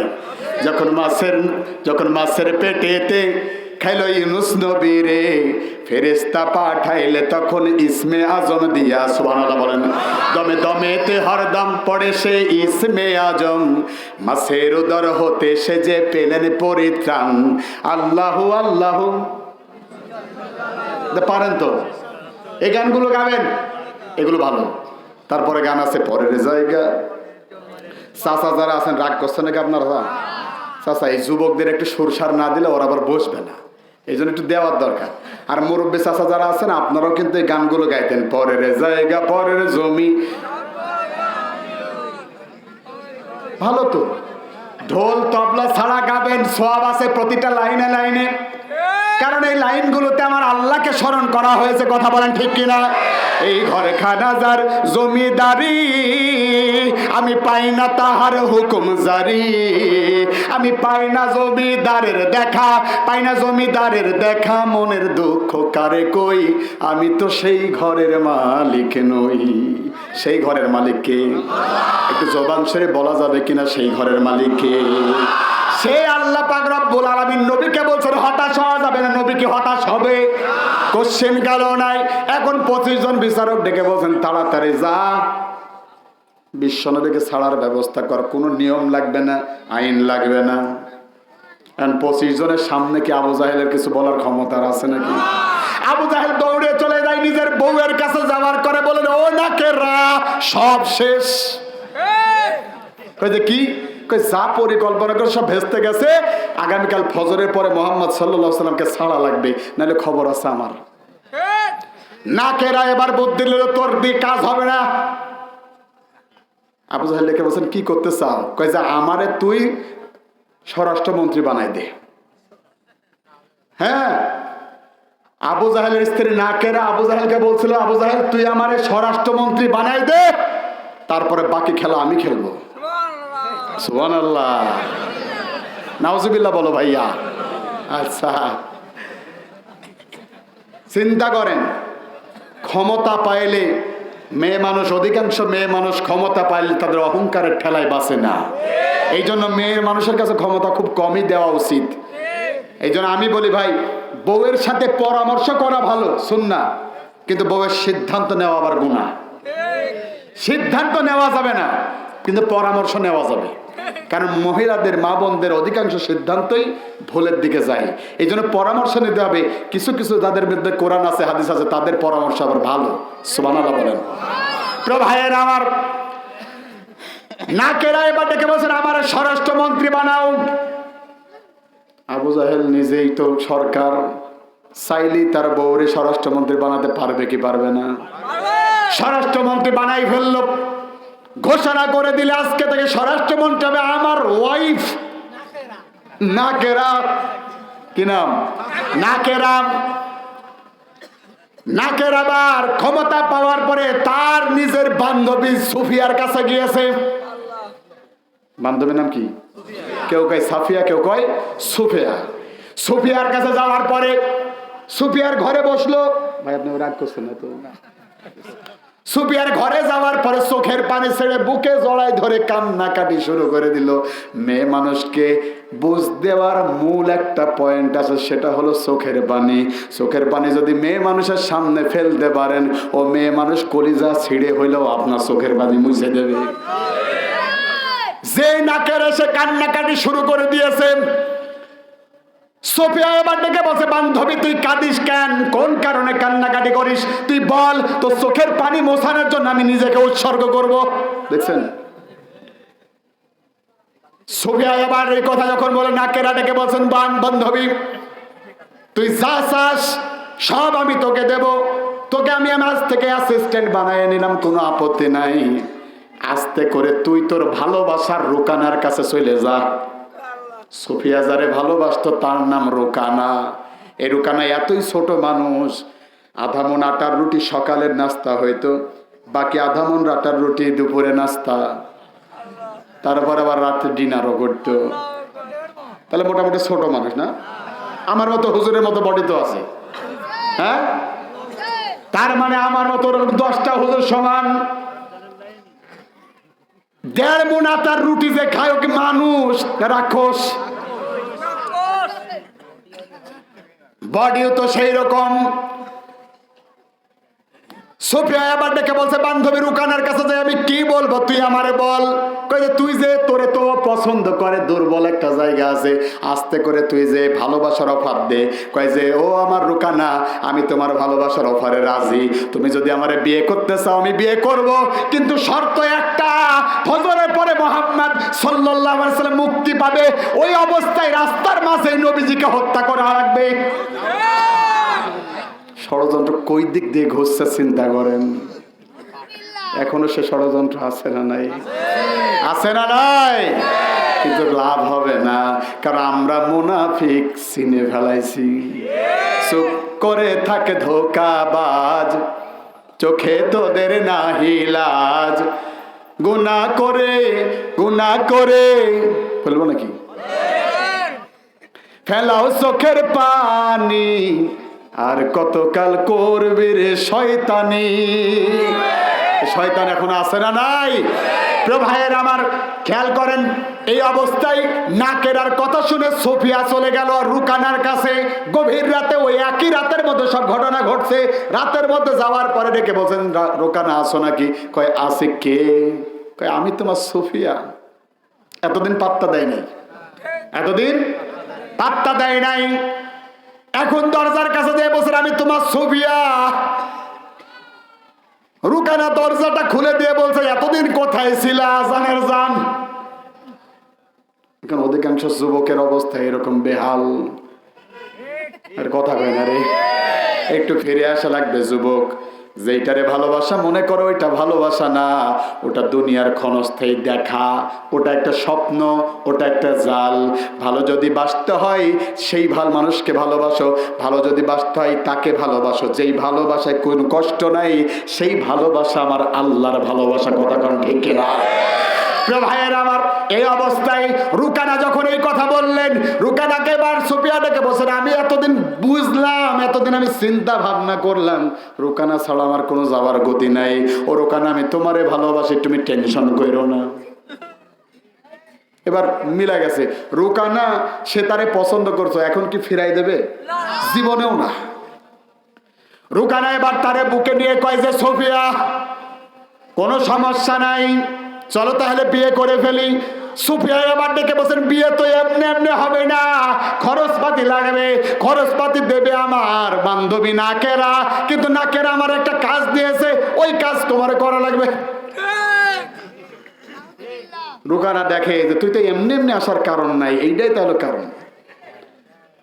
রুকানা এবার ডেকে বলছেন কি কথা বল। সুফিয়া এবার ডেকে বলছেন বিশ্বনবীকে হত্যা করা লাগবে। রুকানা এবার ডেকে বলছেন তার মতো মানুষ তো আমি পৃথিবীতে দেখে না, এত ভালো মানুষ, তারে আমি কেন হত্যা করবো? আমি পারবো না। সুবহানাল্লাহ বলেন। কাফেররা নিজেরাও জানতো না, এরপরেও নবীজিকে আঘাত করার জন্য তাদের হৃদয় কাঁদতো। তার মানে তারা চাইতো না, তারা ভয় পাইতো ক্ষমতা মনে হয় হারায়া গেল রে। এখন একটা শ্রেণীর মানুষ এরকম আছে না নাই? কিছু একটা বললে নিজের ঘাড়ে নেয় আর কয় যে আমাদের বলল কে। ওই যে আসারি ভাই আপনারা তো গিয়েছিলেন, আসারি ভাই কি বলছিল? একদল খাইছে আর একদল খাওয়ার জন্য রেডি আছে। আচ্ছা বলেন তো কোন দলকে ইন্ডিকেট করে বলা হয়েছিল? তিনি বলেছিলেন একদল খাওয়ার পরে, শোনেন, মানুষ খাওয়ার পরে হাড্ডিগুলো কারা খায়? কুকুরে। তাহলে একদল মানুষ খাওয়ার পরে আর একদল অপেক্ষা করছে, সেই দলের নাম কি? কুত্তার দল। কি দল? তা আপনি কাঁধে নিলেন কেন? আপনি কাঁধে নিলেন কেন? তার মানে চোরের মন।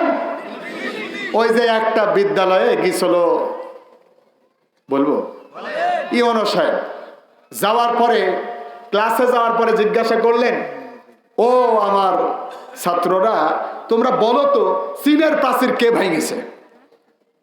এখন ছাত্রের পিছন থেকে একজন উঠে কয়, বল্টু মিয়া, ও কয় যে স্যার আমরা ছাত্র হিসাবে খারাপ আমরা জানি, কিন্তু আমরা এই চীনের প্রাচীর ভাঙার মতো দুঃসাহস আমাদের নাই স্যার। স্যার একটু টেনশনে পড়ে গেল, পাশের আবার স্যারদের রুমে গেল। শিক্ষকদের রুমে যাওয়ার পরে বলছেন, আচ্ছা আপনাদের ছাত্রদেরকে আপনারা কি শিক্ষা দেন না? কেন স্যার, কি হয়েছে? আমি জিজ্ঞেস করলাম চীনের প্রাচীর কে ভাঙিছে? ওরা কয় যে আমরা ভাঙি নাই।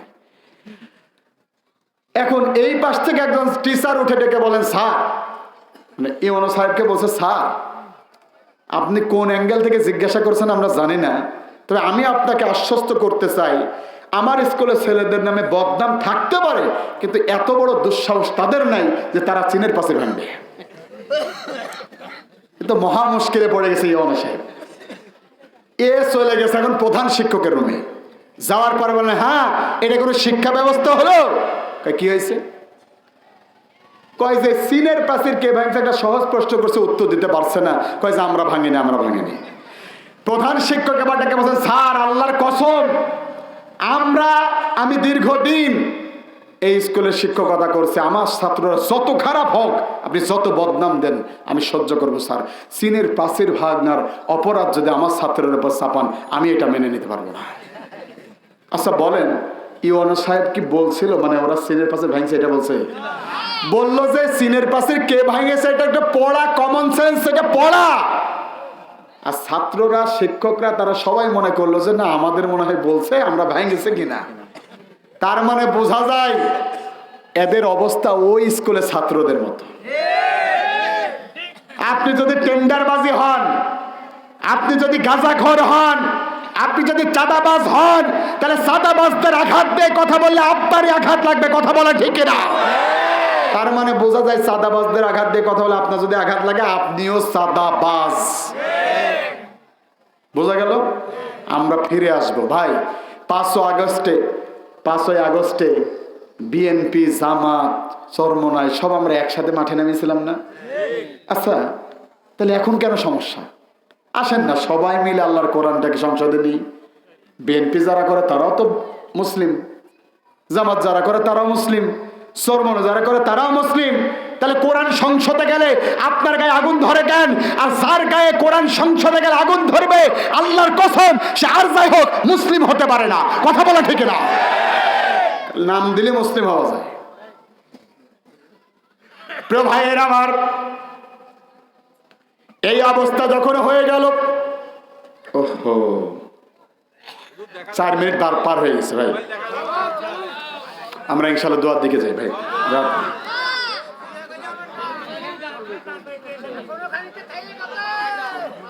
আচ্ছা বুঝলাম। আচ্ছা এখন শোনেন, 11:44 বাজে, তাহলে 12টায় দোয়া করবো ইনশাল্লাহ, ঠিক আছে? না না না না ভাই শুনবেন, তবে 12টায় দোয়া করবো ইনশা, কিন্তু একজন উঠা যাবে না। ওই যে উঠছে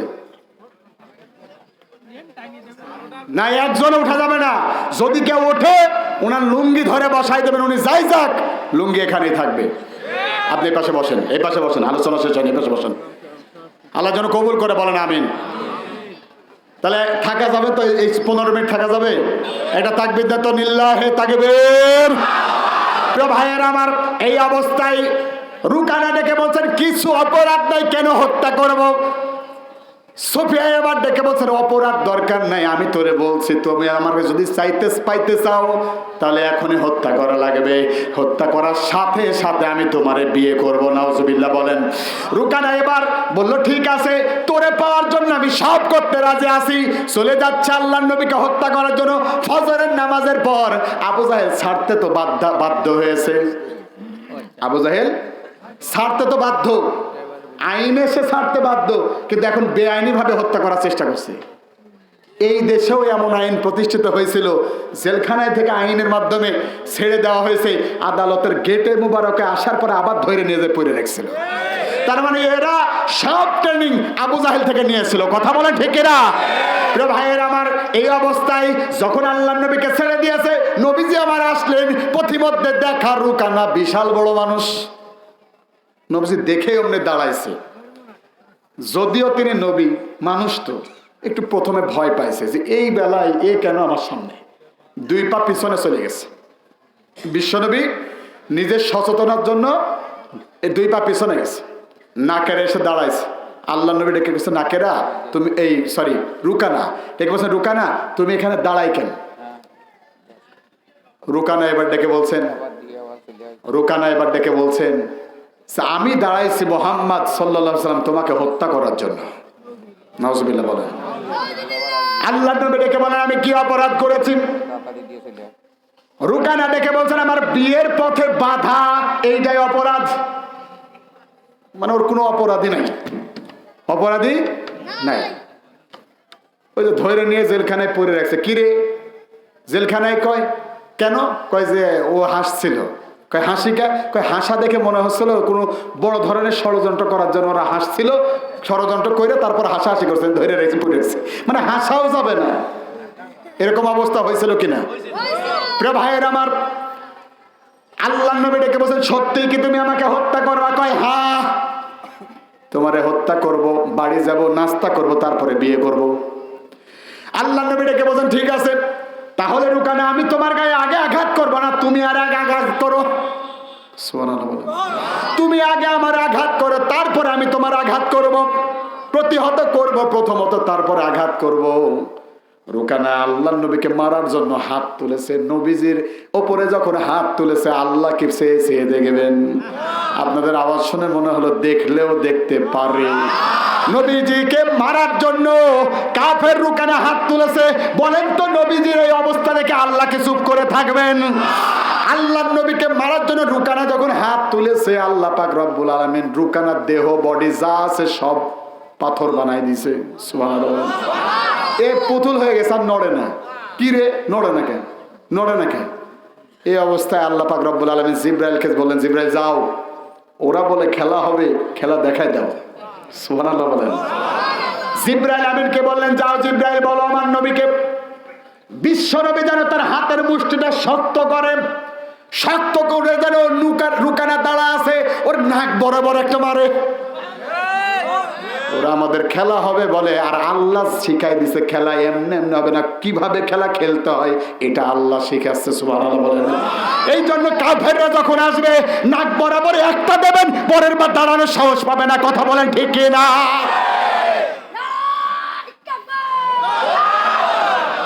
আচ্ছা হয়েছে, আমি শেষের দিকে সময় নষ্ট করছি না। আল্লাহ কবুল করুক, বলেন আমিন। প্রিয় ভাইয়ের আমার, তাহলে প্রথম মায়ের কোথায় হবে?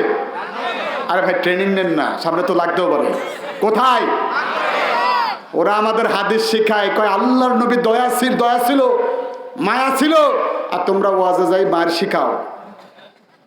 কোন হাদিস শিখা জানেন? ওই যে আল্লাহর নবী কুয়ার ভিতর থেকে পানি তুলতে গিয়ে বালতি পড়ে গেছে, ছেড়ে কাফের এসে সর মেরেছে, নবী যে এবার হাতটা নিয়ে বলছেন তোমার কি লেগেছে? ওই হাদিস আমাদের শেখায়। আর ওই নবী বদরের প্রান্তরে সাহাবায়ে কেরাম তো অস্ত্র তুলে দিতে পারে নাই, খেজুরের ডালা তুলে দিয়েছেন, শুকনা ডালা, আর ডেকে বলছেন তোমরা খেজুরের ডালা দিয়ে আঘাত করো। সাহাবায়ে কেরাম ডেকে বলছেন আমরা খেজুরের ডালা দিয়ে আঘাত করেছি, মানুষের ওপর আঘাত করেছি, মানুষ কেটে, ওর ঘোড়া কেটে দ্বিখণ্ডিত হয়ে গেছে। আল্লাহু আকবার। আল্লাহ বলছেন ওমা কাতালু ইন্নাল্লাহা কাতালু, তোমরা হত্যা করো নাই, আমি আল্লাহ নিজে হত্যা করে দিয়েছি। খালি দয়া দেখলেন, নবীজির মায়ের দেখলেন না। নবীজি যদি নাই মারতে পারতেন, ওরা 13 বছর মাইরেছে। কয় বছর? 13 বছর মাইরেছে। আর আমার নবী, বিশ্ব নবী আমার মাত্র 10 বছর দিয়েছে। মক্কায় থেকে শেখ হাসিনার মতো পালাই যেতে বাধ্য হয়েছে। কথা বলেন ঠিক না? কে বলেছে নবী মারে নাই?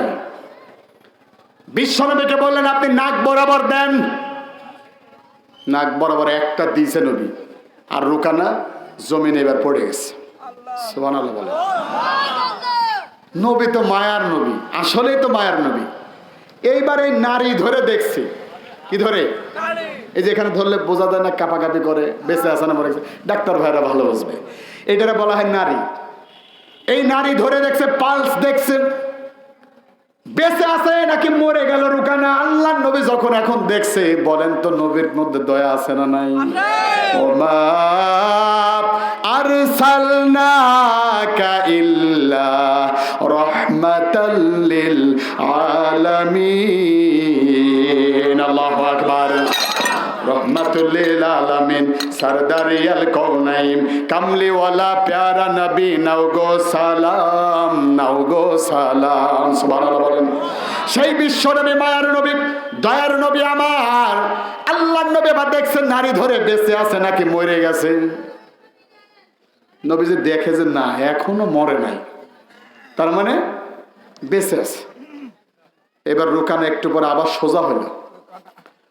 সোজা হওয়ার পরে এবার দেখছে, বলছেন মোহাম্মদ সাল্লাল্লাহু আলাইহি সাল্লাম, আমার উপরে কিছুক্ষণ আগে কি হয়ে গেল? কয় টের পাও নাই? কইছে না। কয় আমি, তুমি আমার মারতে যাচ্ছিলা, তবে মারতে পারো নাই, পরে আল্লাহ আমাকে হুকুম দিয়েছে, তোমার নাকে আমি মেরেছিলাম, তো অজ্ঞান হয়ে গেছিল। কইছে না, আমি এটা আবার বিশ্বাস করি না। আবার হবে, কি হবে? কি হবে? মানে ওই যে বডি তার ভালো না, ওপেন হার্ট সার্জারি করা, তারপরে খালি কয় খেলা হবে। এদিকে ও অজ্ঞান হয়ে পড়ে থাকছে, বেচারা টের পাচ্ছে না। নবীজিকে বলেন কি করতে চাও? কয় যে আমি আরেকবার তোমারে মারতে চাই মুহাম্মদ সাল্লাল্লাহু আলাইহি ওয়াসাল্লাম। আল্লাহর নবী বলেন ঠিক আছে মারো। আবারও যখন মারতে যাবে, আল্লাহ আবারও অবশ করে দিয়েছেন হাত পা। সব যখন এইভাবে দাঁড়ায় আছে, আল্লাহ পাক রব্বুল আলামিন জিবরাইলকে বলেন এবার সেমিফাইনাল হবে। কি ফাইনাল? যাও জিবরাইল আমার নবীকে যে বলো বিশ্বনবী এবার যেন তার ঘাড়ে গর্দান একটা মারে। কোথায়? আল্লাহ নবী একটা মুষ্টি অর্জন করে গর্দানে এক আঘাত দিয়েছে, আবারও জমিনে অজ্ঞান হয়ে শুয়ে পড়েছে। সুবহানাল্লাহ বলেন। সব যিনি করতে পারেন তিনি কে? আর একটু জোরে বলা যাবে কি ভাই, তিনি কে? যখন মার খেয়ে পড়ে গেছেন, আবারও অজ্ঞান, নবী আবারও চেক করলেন, আবারও দেখছে জীবিত, আবারও খাড়া হয়ে দাঁড়াইছে। কইছেন না আমি মানবো না, এভাবে তো হয় না, আমি আবার খেলবো। আল্লাহ নবী বলছেন তোরা স্বাদ মেটে না। কইছে না মুহাম্মদ কিছু করো। ওর তো জানে না এক বিশ্ব নবীর শরীরে আল্লাহ পাক রব্বুল আলামিন এই দুনিয়ার 4,500 যুবকের শক্তি দিয়ে দিয়েছে। সুবহানাল্লাহ। কেউ কেউ বলেছে 400 জন, কেউ কেউ বলেছে 4,500। দুনিয়ার এই যুবকদের শক্তি যদি একা বিশ্ব নবীর শরীরে থাকে, ও শক্তি কমাই দিতে পারে এমন কোন মানুষ কি তখন তৈরি হবে ভাই? কেউ পারে নাই। রুকানা বলছে আমি আবার খেলবো, তোমার আবার আমি মারবো, হত্যা করব, তারপরে বিয়ে করব। আল্লাহ পাক রব্বুল আলামিন জিবরাইলকে ডেকে বলছেন জিবরাইল যাও আমার নবীকে আরেকবার যায় বলো এবার আর কোনো ছাড় নাই। নবীজি যেন তার মাজাটা ধরে। কি ধরে? 1.5 মণ আটার রুটি খাওয়া লোক, তার মাজা ধরবে এখন নবী। কে? নবীজি মাজা ধরলেন, যত হুকুম কার? মাজা ধরলেন। জিবরাইল আমিন ডেকে বলেন ইয়া রাসূলুল্লাহ মাজা ধরে আপনি তারে উপরে ওঠান। সুবহানাল্লাহ। জোরে বলা যাবে না। বিশ্বনবী মাজা ধরে উপরে উঠালেন, এরপরে বলেন এমন জোরে একটা আছাড় দেবেন নারী ভুঁড়ি যেন বের হয়ে যায়। আল্লাহু আকবার। আল্লাহ নবী বিশ্বনবী মাজা ধরে উপরে তুলে এত জোরে একটা আছাড় মেরেছে, আছাড় খাওয়ার পরে রুকানা আর উঠতে পারে না। জ্ঞান এবার হারাই নাই, কিন্তু উঠতে পারে না। আস্তে করে ডেকে বলছেন মুহাম্মদ সাল্লাল্লাহু আলাইহি ওয়াসাল্লাম আমি বুঝেছি তুমি দুনিয়ার কোনো সাধারণ মানুষ নও, নিঃসন্দেহে তুমি আল্লাহর রাসূল সাল্লাল্লাহু আলাইহি ওয়াসাল্লাম। দয়া করে তুমি আমারে কালেমা পড়ায়া মুসলমান বানায়া দাও। লা ইলাহা ইল্লাল্লাহু মুহাম্মাদুর রাসূলুল্লাহ সাল্লাল্লাহু আলাইহি ওয়াসাল্লাম। সুবহানাল্লাহ বলেন। রুকানা এখন সৈনিক হলো কিসের? ইসলামের, কোরআনের সৈনিক হয়ে গেল। এবার ওই অবস্থায় আল্লাহ নবী বাড়ি ফিরে গেলেন। রুকানা চলে গেছে সুফিয়ার বাগানে, এই নাকেরের বাড়িতে। যাই দেখছেন সুফিয়া আর নাকেরা একসাথে আছে। ডেকে বললেন নাকেরা রে খবর খারাপ, আমাকেই তো মোহাম্মদ মায়েরে শেষ করে দিয়েছে, আমি আর এই ভুল করব না, ওর সামনেই যাব না, বরং আমি কালেমা পড়ে মুসলমান হয়ে গেছি, তোরা তোদের মতো কাজ কর। বাধা ওখানেই থেমে গেল না? আরো আছে, আরো আছে, কিন্তু ওদিকে যাওয়া যাবে না। 12টা বেজে গেল, দোয়া করবো আমরা ইনশাআল্লাহ। তাহলে বাধা, আল্লাহ বলেন আল্লাযিনা কাফারু ওয়া সাদ্দু আন সাবিলিল্লাহি আদাল্লা আমালাহুম, কিয়ামত পর্যন্ত বাধা থাকবে। কথা কয় না? কিয়ামত পর্যন্ত বাধা থাকবে, কিন্তু ঈমানদার কি থেমে যাবে না অগ্রসর হবে? ওই অবস্থায় ওই পর্যন্তই থাক, কখনো দেখা হলে বাকিটা শেষ করবে ইনশাআল্লাহ। এবার খেয়াল করেন, ওই অবস্থা যখন আল্লাহ নবীকে বাধা দিল, নবীকে বাধা দেওয়ার পর এখন ইসলামের জন্য নবীজি বাইরে চলে গেলেন। বাইরে চলে যাওয়ার পর নবীজি আবারও তার নিজের দম নিয়ে আবার ইসলামের প্রচার করতে থাকলেন। সুবহানাল্লাহ বলেন। তাহলে এখন বাধা যেহেতু ছিল, বাধা কি ওইখানে থাকবে না আমাদেরও চলা লাগবে? আমাদেরও চলা লাগবে কি লাগবে না? ইসলাম ক্ষমতায় যাক, এটাকে আপনারা চান? আওয়াজ দিয়ে বলেন এটাকে আপনারা চান? আল্লাহ যেন কবুল করে, বলেন আমিন। আরো জোরে বলেন আমিন। আলোচনা সব হয়েছে, বা শিক্ষা 2টা বাকি আছে। মা বোনরা যারা আছেন টুকিটাকে আপনাদের ব্যাপারে কথা একটু হয়েছে। আর 4টা কাজ করবেন, ফরজ রোজা, রমজানের ফরজ রোজা, তারপর 5 ওয়াক্ত নামাজ, স্বামীর খেদমত, আর একটা কি ফরজ পর্দা। এই 4টা জিনিস যদি কোনো মা বোন আমল করে যেতে পারে, আল্লাহর জান্নাতের 8টা দরজা তার জন্য খোলা। সুবহানাল্লাহ। আল্লাহ মা বোনদেরকে যেন মা আয়েশা, মা সালমা রাদিয়াল্লাহু তাআলা আনহার মতো কবুল করে, বলেন আমিন। প্রিয় ভাইয়ের আমার, আমরা এখন শিক্ষা শুনবো। 1 নম্বর শিক্ষা, এই কোরআন আল্লাহ আমাদের দিয়েছে 6236টা আয়াত আছে, মিনিমাম এটা ম্যাক্সিমাম 6666টা আয়াত। এই আয়াতগুলো আমরা আমাদের জীবনে সব মানতে পারি অথবা না পারি, কেউ বিরোধিতা করব না। সে যে দলই করেন বিরোধিতা করব না। 2 নাম্বার কথা, শিক্ষা। সমাজে আওয়ামী লীগ, বিএনপি, জামাত, জাসদ, বাসদ, চরমনায়, হাটহাজারী, দেওয়ানবাগে, ফুরফুরা আরো যারা আছে না নাই, আজকের মাহফিলে আওয়ামী লীগের ভাইয়েরা আছে আমি জানি। আমি শুধু এতটুকু অনুরোধ করবো, ভাই আপনার যে দল করার ইচ্ছায় অ্যাজ ইউর উইশ আপনি করতে পারেন, কিন্তু আমি চাই আপনি এমন কিছু কাজ করে মরেন যাতে আপনার মৃত্যুর কথা শুনেই মানুষজন বলে না লোকটা ভালো ছিল। খবরদার, ইসলামের বিপক্ষে যাবেন না, আলেমদের বিপক্ষে যাবেন না। আর একটা শিক্ষা হলো, সমাজে আমরা সব দলের মানুষ বসবাস করি, রাজনীতির জায়গায় রাজনীতি থাকবে। আমরা কারো উপকার করতে পারি অথবা না পারি, ক্ষতির কারণ হব না। আর সন্তানগুলোকে এই জায়গায় পাঠাবো ইনশাল্লাহ। এবার ইনশাল্লাহর আওয়াজ কমে গেছে। আপনার সন্তানকে বুকের ভিতর আগে কোরআন দেন। কোরআন মূলা যদি প্রথমে কেউ খায় সকালবেলায়, সারাদিন যদি বিরিয়ানিও খায়, সন্ধ্যাবেলায় ঢেকুর যখন ওঠে, ঢেকুর কর না, ঢেকুর যখন ওঠে তখন গন্ধ কিসের বাড়ায়? সকালবেলায় মানে ছোটবেলায় কোরআনের শিক্ষাটা ছেলেকে দেন না, হাফেজ বানিয়ে ফেলেন না। ওই ছেলেকে এরপরে আর্মি, পুলিশ, র্যাব, ব্রিগেডিয়ার যাই সব বানান, জিসিএসপি সব বানান, ওই ছেলে সেই জায়গায় যাবে না কেন, দেখবেন ওর যে ঢেক তুলবে, অর্থাৎ যে ব্যবহারটা উপহার দেবে, যেই চরিত্রটা উপহার দেবে, ওই চরিত্রের মধ্যেও দেখা যাবে কোরআনের ঢেকুর আছে। আল্লাহ যেন বোঝার তৌফিক দান করে, বলেন আমিন। আরো জোরে বলেন আমিন।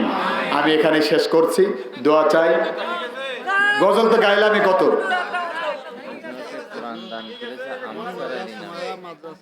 আনসার আলী নামের একজন কোরআনুল কারীম দান করেছেন। আচ্ছা, একটা কথা আমি বলছিলাম, আবু জাহেল কেন তার বিশ্বনবীকে উটের উপরে রাখছিল? আমি কথা দিলে কথা রেখে যাই, আমি এই জন্য বলে যাচ্ছি, ওইটা বলছি।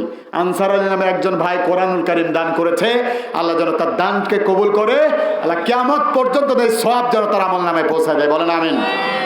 ভাই দোয়া করে যান, এত রাত পর্যন্ত আসছেন যখন, দোয়া করে যান, মরা লাগবে, মনে রাখবেন এটা ইনশাআল্লাহ। লন্ডন প্রবাসী আল আমিন ভাই দোয়া চেয়েছেন, আল্লাহ যেন তার শরীরটাকে ভালো রাখে, আল্লাহ যেন তার পরিবার পরিজনকে কবুল করে নেয়, সকলে বলেন আমিন।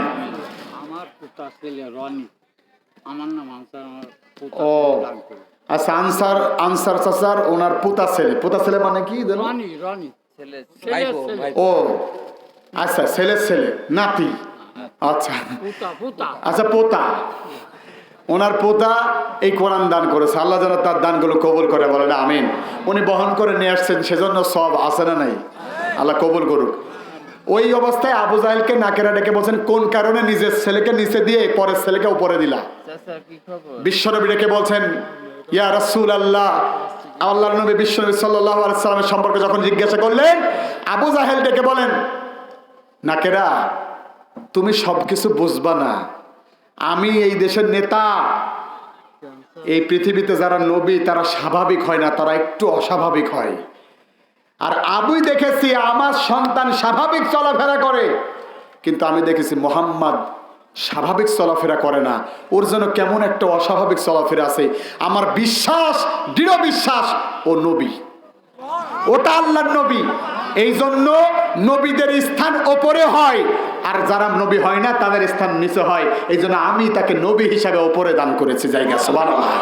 তার মানে আবু জাহেলও জানতো কিন্তু মানতো না। আল্লাহ যেন আমাদেরকে বোঝার তৌফিক দান করে, বলেন আমিন।